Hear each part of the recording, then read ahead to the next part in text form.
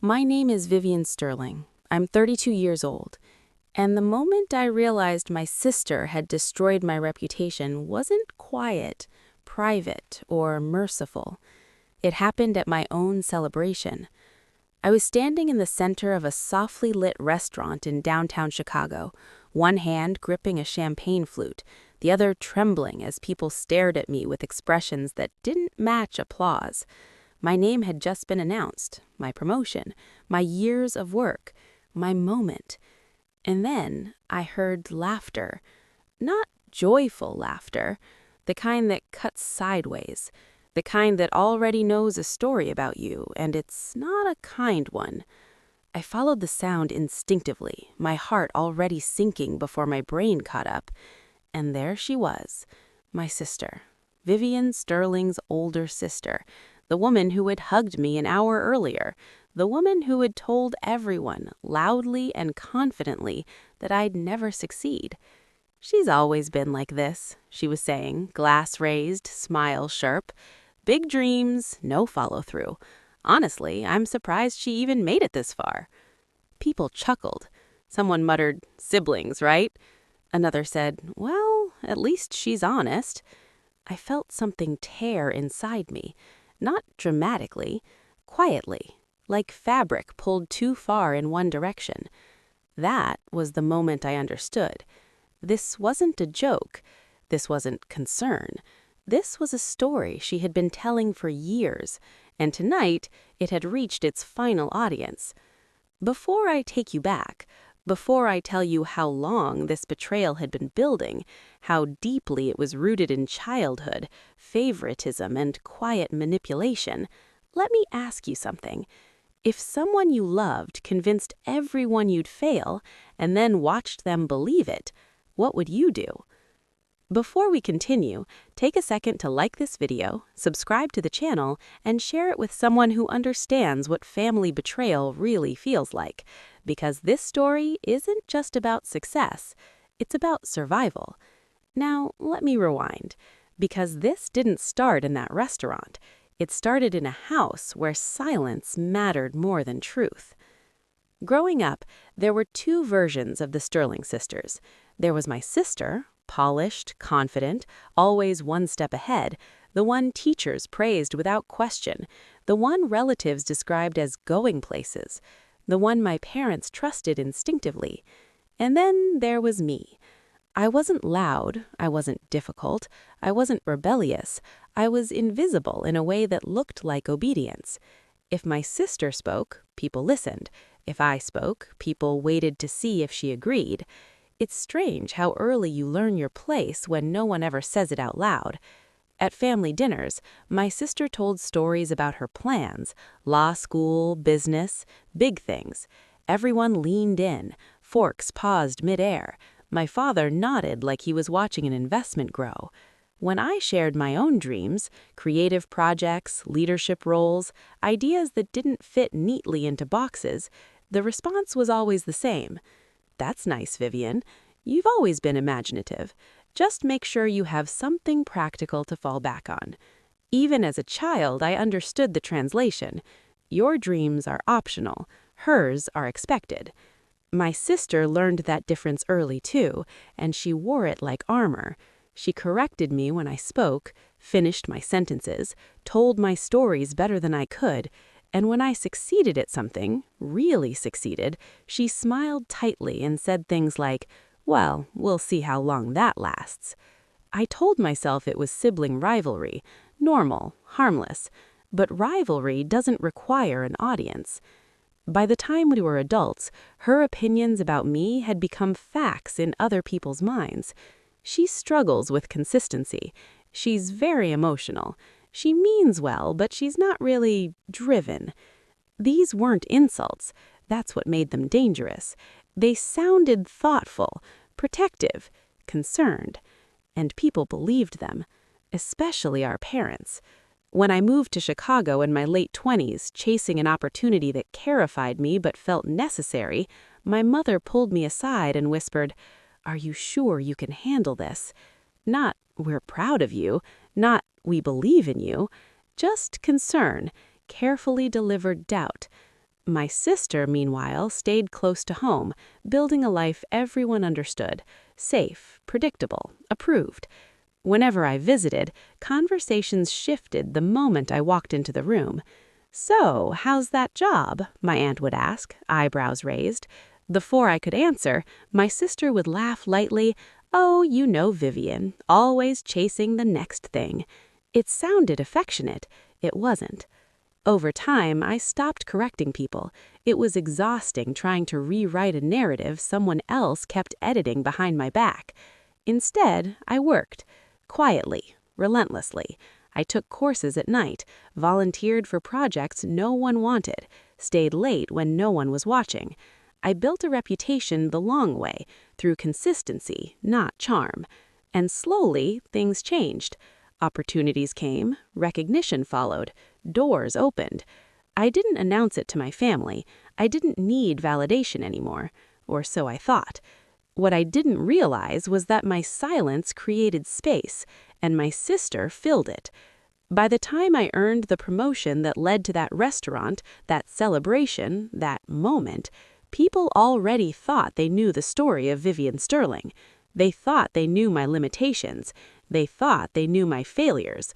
They thought success was temporary for someone like me, because someone they trusted had been reminding them of it for years. The night of the celebration, I watched faces I recognized, family friends, coworkers, even distant relatives, look at me like they were seeing something unexpected, unlikely, as if success didn't belong to me. And my sister stood at the center of it all, calm, composed, satisfied. What she didn't know, what no one knew yet, was that I had heard everything. Every comment, every laugh, every carefully placed doubt. I excused myself quietly, stepping outside into the cold night air, my chest tight, hands shaking. I leaned against the brick wall of the restaurant and stared at my reflection in the dark window. For a moment, I considered leaving, disappearing, letting the story win. Then my phone buzzed. A message from a coworker inside. "Hey, is it true what your sister said? That you've had issues at previous jobs?" My stomach dropped. Issues? What issues? I realized then that this wasn't just about embarrassment. It was about sabotage. And I was standing at the edge of a truth that was far uglier than sibling rivalry. Because if my sister had been telling this story for years, what else had she said? And how far had it spread? I straightened my shoulders, wiped my eyes, and went back inside. I smiled. I thanked people. I finished the night with grace I didn't feel. But something inside me hardened, because success didn't silence her, it exposed her. And I was about to find out just how much damage had already been done. What I didn't know yet was that my sister hadn't just talked. She had evidence, or so she claimed. And by the next morning, I would receive proof that she had gone further than words. I didn't sleep that night. Not because I was replaying the laughter in my head, though that part came easily, but because something far worse had settled in my chest. The feeling that I had underestimated how intentional my sister's actions were. By morning, my phone confirmed it. The first message came from an old college friend I hadn't spoken to in years. "Hey, congrats on the promotion. I didn't know things were rocky for you before. Hope everything's stable now." Rocky? I stared at the word like it was written in a foreign language. My career hadn't been rocky. It had been quiet, consistent, built without shortcuts. Then another message. A cousin. "Saw the post your sister shared. Didn't realize you'd been fired before. That must have been hard."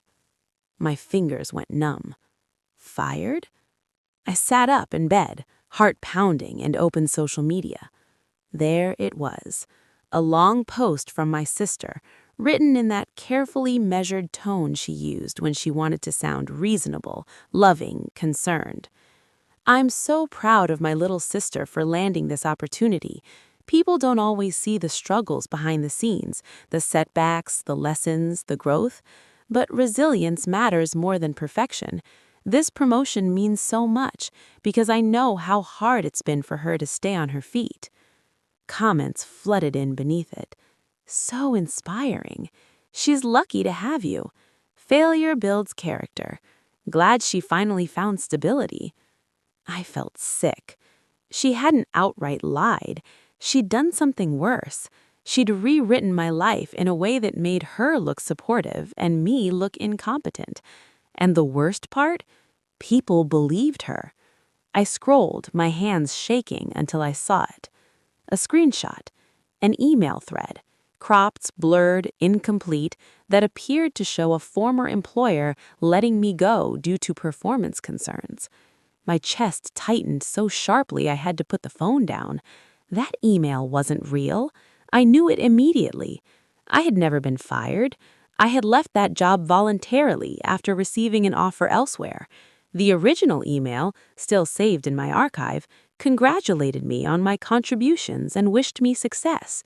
So how did my sister have this? And why did it look altered?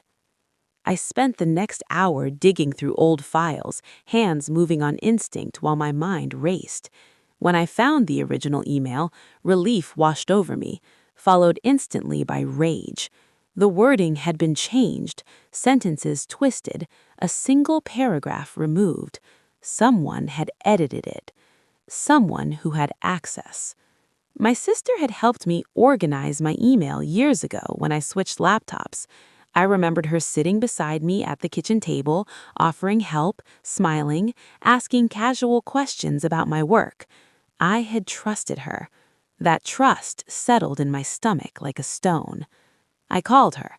She answered on the third ring, voice bright, casual, like nothing was wrong. "Hey, Viv, I was just about to text you. Last night was a lot, huh?" "What did you post?" I asked. Silence. Then a soft sigh. "I was just trying to support you." "You shared a fake email." "It wasn't fake, it was representative." Representative. That word snapped something inside me. "You told people I was fired." "I told people you struggled, which you did." "No," I said quietly, "I didn't." Her tone sharpened just slightly. "You always get defensive about this." I laughed, a short, broken sound. "You altered my career history." "I protected you. People are judgmental. I wanted them to lower their expectations so you wouldn't feel pressured." There it was, the truth slipping out through the cracks. Lower their expectations. "So you could stay ahead," I said. Her breath hitched. "That's not fair." "What's not fair," I said, my voice shaking now, "is you telling everyone I'd never succeed." "I never said that." "You implied it, repeatedly." She exhaled slowly, the way she did when she wanted to sound reasonable. "Vivian, you've always been sensitive. People laugh, people talk. It doesn't mean anything." It meant everything. I hung up without another word. For the first time in my life, I didn't feel small. I felt clear. I spent the day collecting proof. Emails, performance reviews, offer letters, messages from managers praising my work. A timeline of my career, clean, factual, undeniable. The higher I climbed in my own truth, the lower the pit in my stomach sank. Because proof doesn't erase belief overnight. By evening, my mother called. "Why are people saying you're upset with your sister?" "Because she lied." "She was just being honest." There it was again. Honesty weaponized. I realized then that my sister hadn't acted alone. She'd been narrating my life to people who preferred her version because it was easier. Easier to believe I needed managing. Easier to believe success surprised me. easier to keep the family hierarchy intact. That night, I made a decision. I wouldn't argue, I wouldn't beg, I wouldn't explain myself into exhaustion. I would let the truth speak, but on my terms. The next morning, I posted my own story. Not emotional, not defensive, just facts. A timeline of my career, screenshots of unedited emails, performance reviews, promotions, dates, names. I ended it with one sentence. I've been quiet for years, not because I was failing, but because I was working. The response was immediate. Messages of apology, shock, confusion, and one message I hadn't expected. From my sister. "You didn't have to do this publicly." I stared at it for a long time before replying. "You did." That was the last message we exchanged for a while. But the real fallout hadn't happened yet, because exposure doesn't just change how people see you, it changes how they see the person who spoke for you. And my sister was about to learn what happens when the story you control stops being believed. What I didn't realize yet was that my sister wouldn't retreat quietly. She would escalate, and next time she wouldn't come alone. The silence after I posted the truth was louder than any confrontation we'd ever had. For days, my sister didn't respond. No calls, no texts, no carefully worded concern. It was as if she'd vanished, and for a brief, fragile moment, I let myself believe that exposure had ended it, that maybe she'd retreat, embarrassed, forced to reckon with what she'd done. I should have known better. People like my sister don't disappear when they lose control. They regroup. The first sign came quietly. A meeting request appeared on my work calendar from HR. No explanation, just a time and a neutral subject line. Check-in. My stomach tightened immediately. I'd done nothing wrong. I knew that. I had proof. But when your name has been whispered with doubt long enough, even innocence feels fragile. The meeting room was small and too bright, the kind that makes you feel exposed even when you're not. The HR manager smiled politely, hands folded, voice calm. "We've received some concerns," she said. Concerns. There it was again, that word my sister loved. Soft, vague, dangerous. "From whom?" I asked. She hesitated. "A family member reached out, expressed worry about your emotional stability." I felt the floor tilt slightly beneath me. "She said she was concerned that the pressure of your recent success might be overwhelming you, that you've struggled in the past." I took a slow breath. "And did she provide evidence?" "Yes," she said. "Screenshots, messages." My sister hadn't stopped at emails. She had gone further. I asked to see them. As the documents slid across the table, my hands stayed steady, but only because I forced them to. The messages were familiar, too familiar. They were texts I had sent years ago, late nights, moments of exhaustion, self-doubt I'd shared privately with my sister, believing vulnerability was safe between siblings. I'm scared I'll mess this up. Some days I feel like I'm behind everyone else. I don't know if I'm good enough yet. They were real, but stripped of context, arranged deliberately, they told a very different story. A woman unraveling, a risk, a liability. "She was worried," the HR manager said gently. "We just wanted to check in." I nodded, swallowing the anger burning in my throat. "Thank you for bringing this to me." I didn't cry, I didn't defend myself emotionally, I did what I'd learned to do best. I presented facts, performance evaluations, attendance records, project outcomes, emails from leadership praising my work after the very dates those messages were sent. By the end of the meeting, the HR manager's expression had changed. "I'm sorry," she said quietly.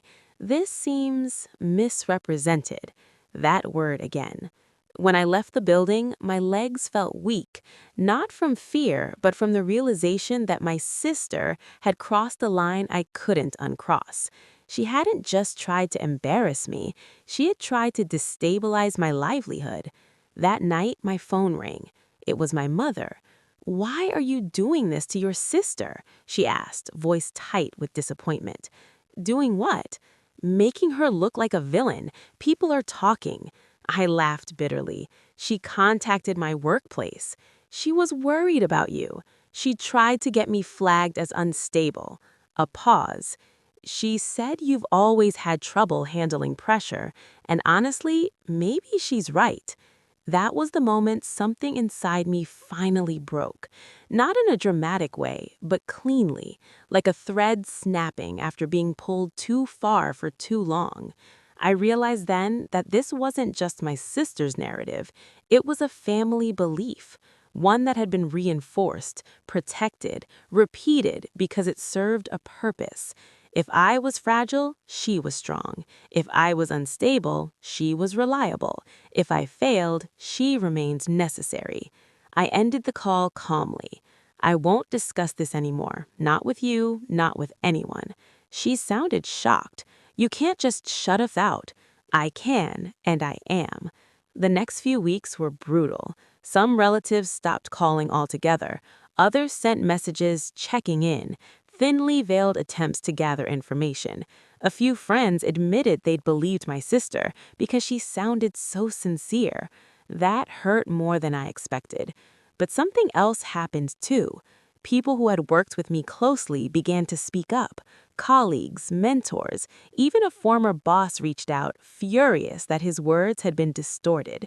My reputation didn't crumble, it consolidated, and that terrified my sister. She sent me one final message. "You've changed. You used to need me." I stared at it for a long time before replying. "I never needed you to speak for me." That was when she escalated again. This time, she brought the family together.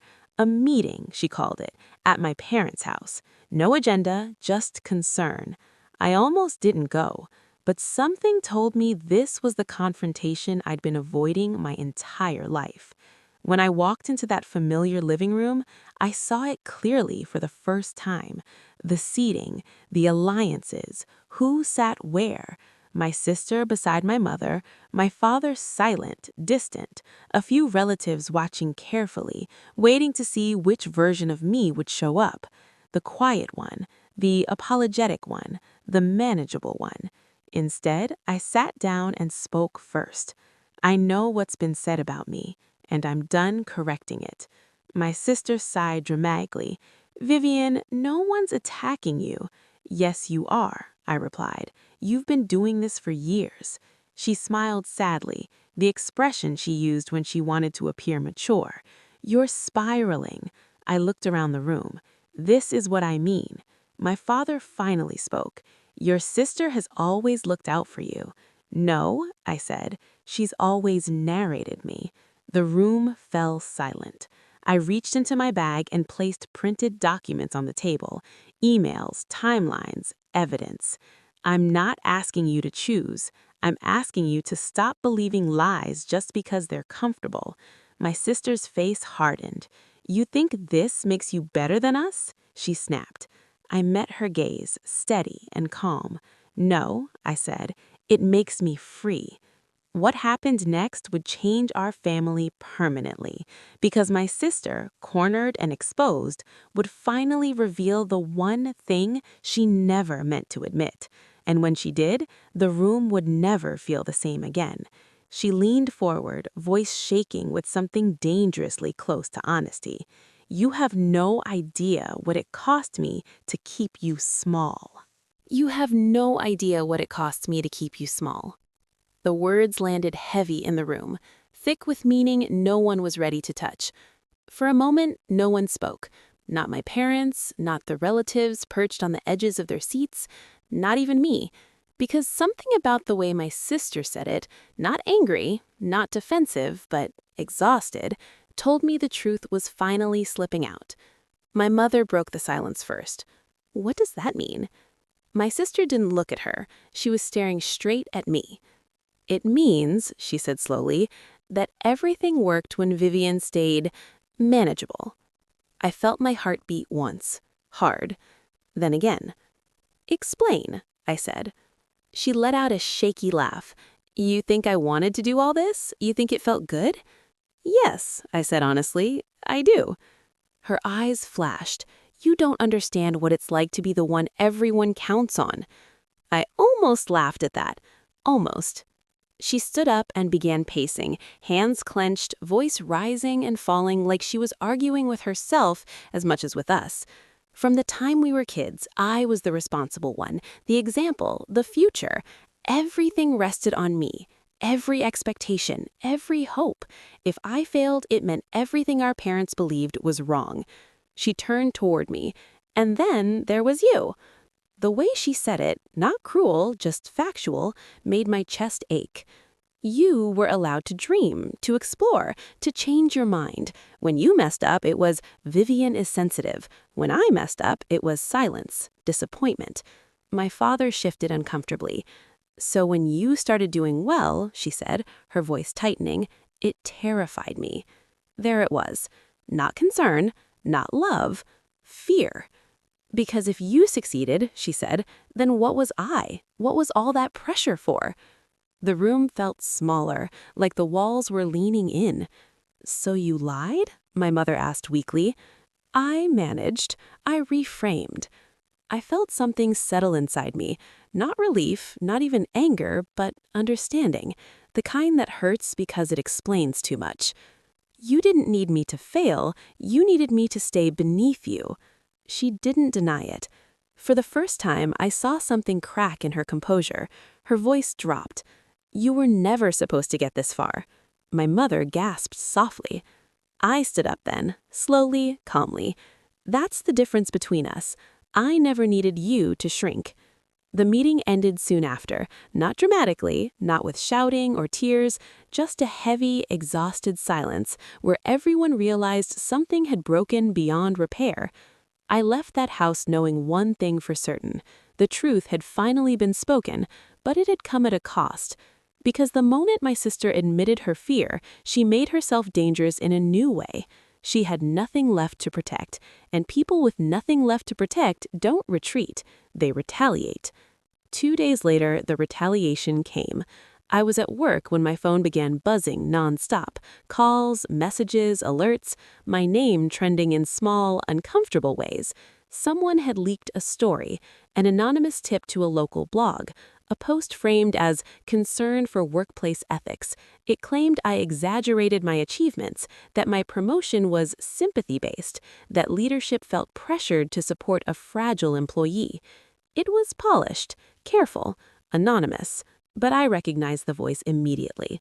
What my sister didn't know, what she couldn't have known, was that the truth had already shifted the ground beneath her. Because this time, people asked questions. This time, no one rushed to believe. HR reached out again, not to question me, but to warn me. Legal got involved. Leadership responded publicly, defending my record. The story collapsed within 48 hours, and the silence that followed was different. This one was permanent. My sister tried to call. I didn't answer. She left voicemails, long ones, angry ones, tearful ones, justifying ones. "You forced my hand. You made me look insane. I was just trying to protect what I built." I deleted them all. That night, I sat alone in my apartment, the city humming outside my window, and realized something strange. I wasn't grieving her.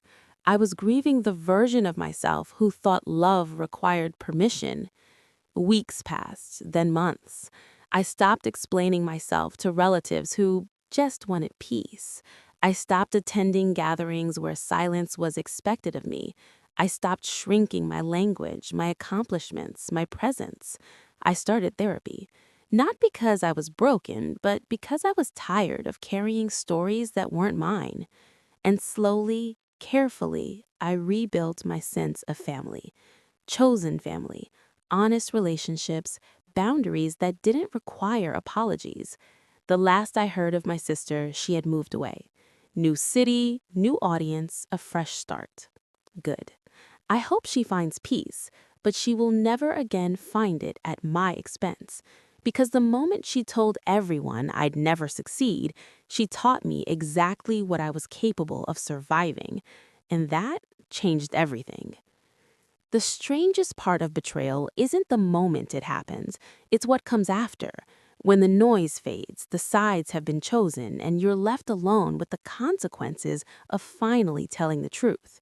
For weeks after everything exploded, my life felt eerily quiet. No dramatic confrontations, no sudden apologies, just absence. Family group chats went silent when I joined. Invitations stopped coming. Birthdays passed without calls. It wasn't punishment exactly, it was avoidance. People didn't know how to speak to me now that I no longer fit the version of myself they'd memorized. I had disrupted the balance. And in families like mine, balance matters more than justice. At first, the loneliness surprised me. I'd expected relief, freedom, maybe even peace. Instead, I felt untethered, like someone had removed a weight from my shoulders, only to reveal how much muscle I'd built carrying it. I realized then how much of my identity had been shaped by resistance, by proving, by enduring, by surviving quiet dismissals and subtle undermining. Without my sister's shadow looming over me, I had to figure out who I was when I wasn't defending myself. That question scared me more than I expected. Therapy helped, slowly. My therapist didn't ask about my sister at first. She asked about me. "What do you want?" she said one afternoon, "now that you're not trying to disprove anyone?" I opened my mouth and nothing came out. I had spent so many years responding to doubt that desire felt unfamiliar. So we started small. What made me feel calm? What drained me? What did safety look like, emotionally, not socially? And somewhere in those conversations, another truth surfaced. I wasn't just angry at my sister. I was angry at myself for trusting her, for excusing her, for staying quiet when my instincts told me something was wrong. That realization hurt, but it also gave me something powerful: agency. Around that time, my father reached out. Just a short message, no explanation, no apology. "Can we talk?" I stared at it for a long time before replying. "Yes, but not about her." He agreed. We met at a small cafe near my apartment, neutral territory. He looked older than I remembered, smaller somehow, less certain. We talked about work, about the city, about weather and traffic and safe topics that kept us from the real reason we were there. Finally, he cleared his throat. "I should have paid more attention," he said. I waited. I thought staying out of it was the same as being fair. I nodded slowly. It wasn't. "I know," he said. "I see that now." It wasn't an apology, not fully, but it was something. Then he said the words that shifted everything. "Your sister learned early that approval was currency, and we taught her that." I felt a strange mix of sadness and relief. "So did you," I said gently. He looked at me, eyes tired. "You were strong. We assumed you didn't need protection." I smiled faintly. No one does. That conversation didn't fix our relationship, but it cracked open a door that had been sealed for decades. Not everyone walked through it. My mother didn't. She remained loyal to the version of events that allowed her to avoid guilt. She spoke to me, politely, distantly, like someone afraid of saying the wrong thing. I stopped trying to make her comfortable, because comfort had cost me too much. Then, just when I thought the worst was behind me, something unexpected happened. An email arrived in my inbox one quiet Tuesday afternoon. Subject line: clarification request. It was from a former colleague, someone who had left the company years ago, someone I barely remembered. They'd seen the blog post before it was taken down. I didn't believe it, the email read, but it made me wonder. There were things said back then, about you, by someone claiming to speak on your behalf. My heart pounded as I read on. I think you should know, your sister contacted several people over the years, not just recently. My hands trembled. She framed it as concern, as mentorship, as family looking out for family, but the message was always the same. I already knew what it would be before I read the next line. Vivian is talented but unstable. I closed my eyes. This wasn't new behavior. It was a pattern. Years of quiet damage. Years of conversations I was never in. Years of doors subtly nudged shut before I even reached them. I thanked the sender and sat in silence, the weight of that knowledge settling over me. The truth wasn't just that my sister had tried to stop me. It was that she had succeeded more times than I would ever know. And yet, I was still standing, still rising. That realization lit something fierce inside me. Not revenge, not bitterness, resolve. I didn't want to punish her. I wanted to outgrow the damage. So I made a decision that terrified me. I accepted an offer I'd been quietly considering for months. A leadership role in a new division, higher visibility, higher risk. The kind of position people once assumed I couldn't handle. When the announcement went public, messages flooded in again. Some supportive, some surprised, some silent. And one message, unmistakably familiar, landed in my inbox late that night. From my sister. "You're really doing this." No accusation, no manipulation, just disbelief. I stared at the words, feeling the old pull, the instinct to explain, to reassure, to soften myself so she wouldn't feel threatened. Then I closed the message. I didn't reply. Because this chapter of my life wasn't about her anymore. It was about what happens when the person you were told you'd always be finally disappears, and you step forward alone. What I didn't know yet was that success without reconciliation would force a final choice, and that choice would determine whether healing was possible or permanent distance was the only answer. The weeks after accepting the new leadership role were a test I hadn't anticipated. It wasn't about the job itself. I had prepared for that. It was about navigating a world where my sister's whispers had already softened the ground beneath me, and now every step I took was under scrutiny. Emails, meetings, casual comments, tiny moments that could be twisted, misrepresented, or ignored. I realized that even with evidence, people remembered narratives more than facts. But for the first time, I didn't let that dictate me. I worked harder, yes, but differently. Not to prove anyone wrong, but to prove myself right. Then came the invitation I hadn't expected, a formal family gathering organized by my mother. She insisted I attend, claiming it was time to heal. I hesitated. Part of me wanted to retreat entirely, to sever every remaining tie to a family system that had repeatedly undervalued me. But another part, a quieter, persistent part, wanted to face the room on my own terms. When I arrived, the house smelled the same as it always did. Faint perfume, lingering coffee, and the subtle scent of my sister's expensive candle collection. My sister, of course, was there, perfectly composed, smiling in that practiced way that had once silenced me. The gathering started with polite conversation. Old aunts complimented my career achievements, cousins asked questions I answered briefly, and for a moment I almost forgot the years of manipulation that had brought me here. Then my sister turned toward me, eyes narrowing slightly. She spoke softly, but with a precision that made everyone lean in. "You've done well," she said, "but do you think you're ready for all this attention? It can be isolating." A small laugh rippled through the room, not malicious, but carefully placed, designed to signal caution, to plant doubt. I met her gaze, and for the first time, I felt no fear. "I've been ready for a long time," I said. "I just didn't know it until I stopped listening to the stories you told about me." A silence fell. My parents shifted uncomfortably. The room felt heavy. Then something surprising happened. My father spoke. "You've changed," he said. "I see it now. I think we all see it.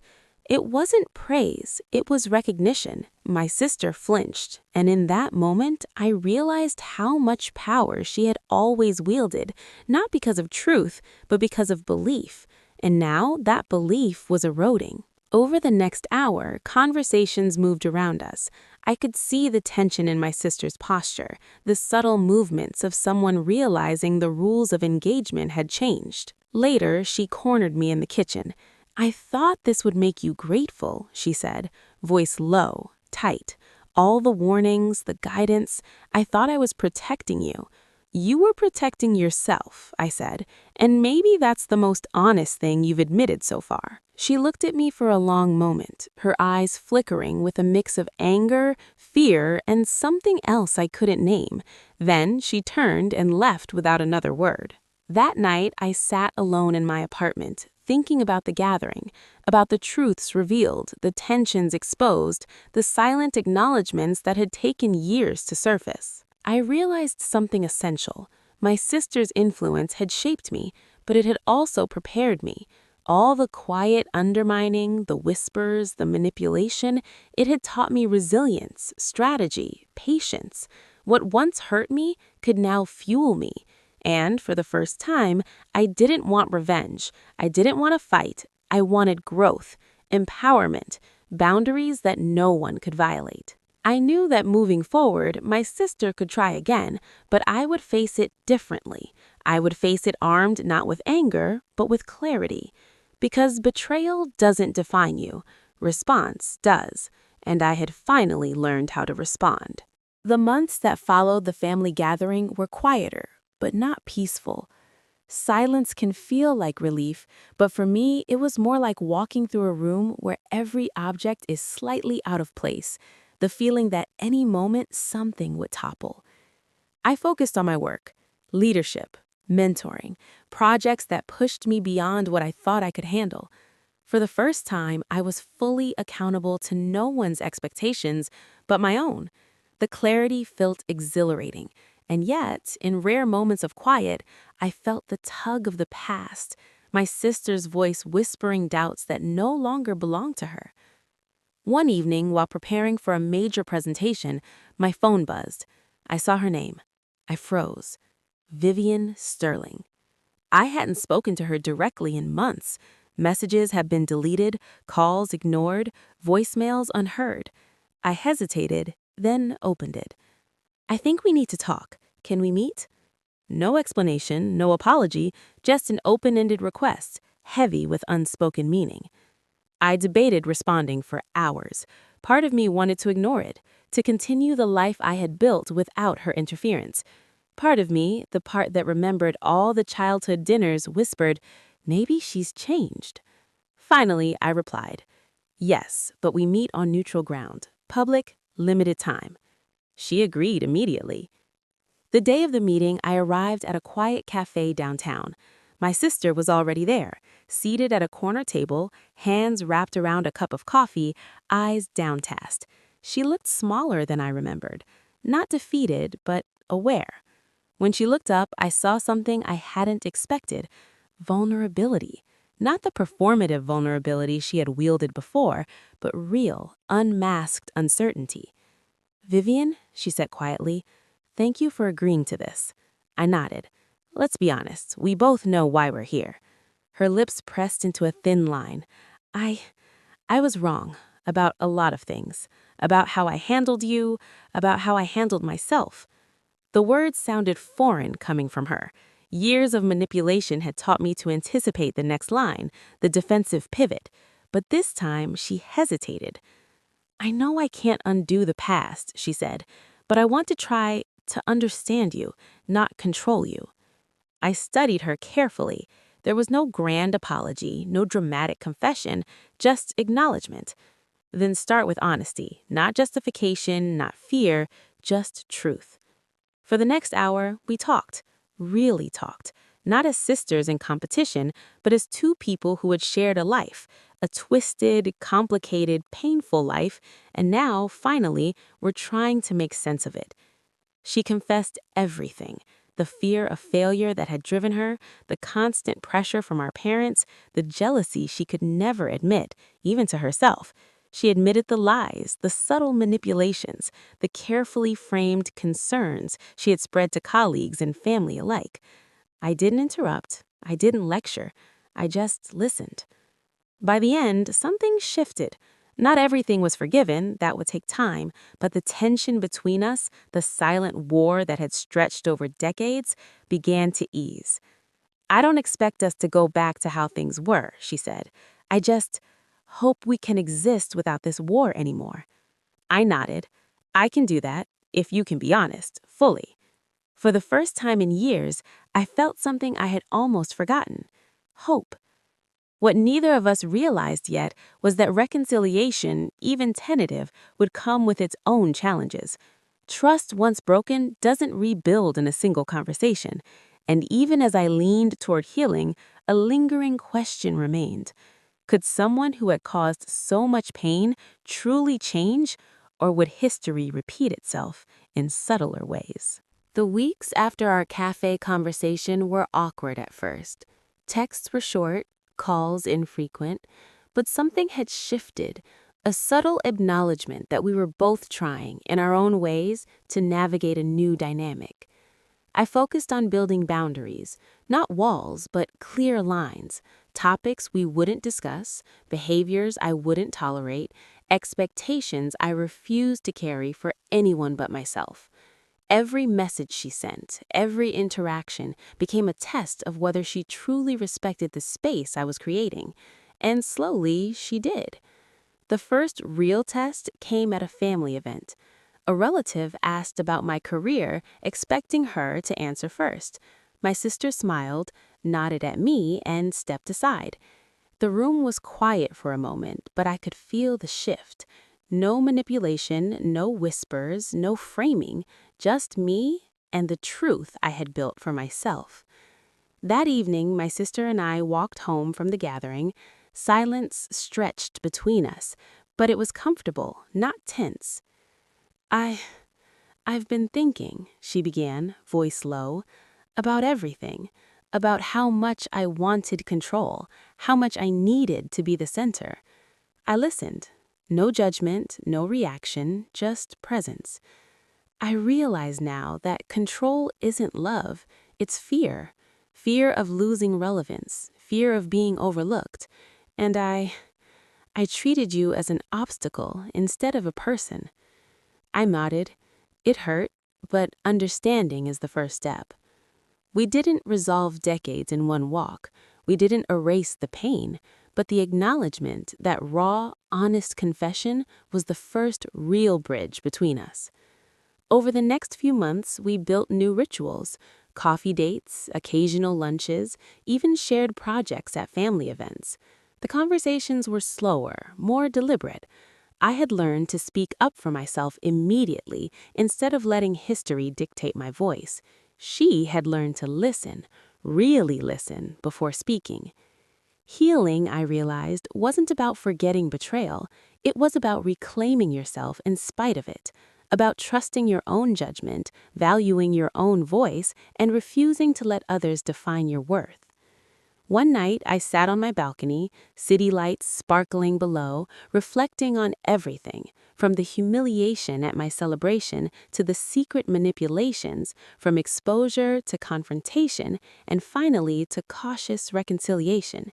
Every low, every betrayal had led me here, not broken, but empowered. I pulled out my journal, something I had started during therapy, and wrote one sentence: "I survived what was meant to define me, and I am finally free." The next message on my phone surprised me. "I'm proud of you, Vivian, truly." From my sister. I smiled, not because the past was erased, but because it no longer controlled me. I had learned the hardest lesson of all. The people who tried to diminish you are often reflecting their own fear, but your growth, your success, your freedom, that is yours to claim, not theirs to approve. I looked out over the city and whispered to myself, I am more than the stories they told. I am more than the limits they imagined. I am enough. And in that moment, I realized something beautiful. Healing doesn't always mean forgiveness in the way others expect. Sometimes it means choosing yourself, choosing peace, choosing to rise, no matter who doubts, manipulates, or betrays. Have you ever experienced betrayal from someone you trusted deeply? How did you reclaim your power? Share your story in the comments because your voice, like mine, deserves to be heard.